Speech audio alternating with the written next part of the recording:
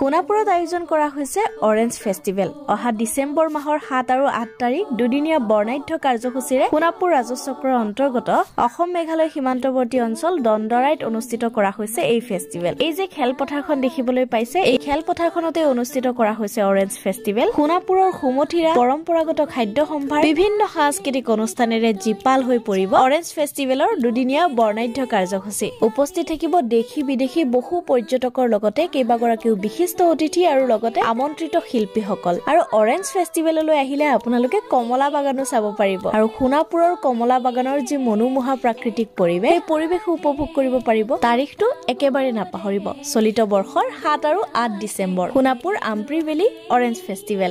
নমস্কাৰ, Ampri valley agro tourism and rural connect FIG শ্বৰ্টকৈ অৱতাৰৰ নেতৃত্বত আৰু আমাৰ যিটো অৰেঞ্জ ফেষ্টিভেল অৰ্গেনাইজিং কমিটিৰ সহযোগত আমি প্ৰথমবাৰৰ বাবে অসমতে ক'ব লাগিব। আৰু আমি স্পেচিয়েলি থেংকছ মানে নিজকে বেছি ব্লেছ হৈছোঁ যে আমি ডিমৰীয়াৰ নিচিনা এটা ধুনীয়া জেগাত পৰ্যটন ক্ষেত্ৰৰ বাবে যথেষ্ট সম্ভাৱনা থকা, প্ৰচুৰ সম্ভাৱনা থকা এখন এৰিয়া।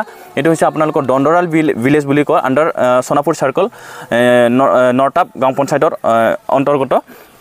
আৰু আপোনালোকে এই ফেষ্টিভেলত আহি যথেষ্টখিনি এনজয় কৰিব পাৰিব, কাৰণ আমাৰ কমলা মহোৎসৱ, কমলা সকলোৱে খাই ভাল পায়, কমলা ৰস লৈ সকলোৱে ভাল পায়। গতিকে অহা 7 আৰু 8 ডিচেম্বৰত আপোনালোকে দণ্ডৰাই আমাৰ যিটো প্লেগ্ৰাউণ্ড আছে, প্লেগ্ৰাউণ্ডতে আমাৰ অনুষ্ঠানটো হ'ব। আৰু এই অনুষ্ঠানত আমাৰ প্ৰথম দিনাখন অসমৰ মাননীয় এগ্ৰিকালচাৰ মিনিষ্টাৰ অতুল বৰাদেৱে আমাৰ কাৰ্যসূচীত উপস্থিত থাকিব।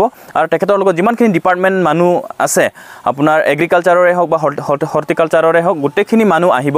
আৰু দ্বিতীয় দিনাখন বিশেষ আকৰ্ষণ আমাৰ কাৰ্যসূচীত থাকিব অসমৰ জনপ্ৰিয় ফেশ্বন ডিজাইনাৰ গৰিমা গাৰ্গ বাইদেউ, তেখেত আমাৰ মাজত উপস্থিত থাকিব। গতিকে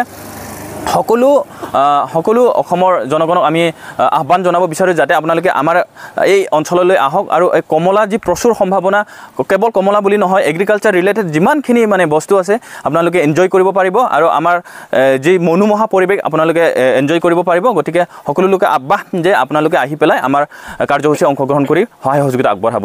ধন্যবাদ।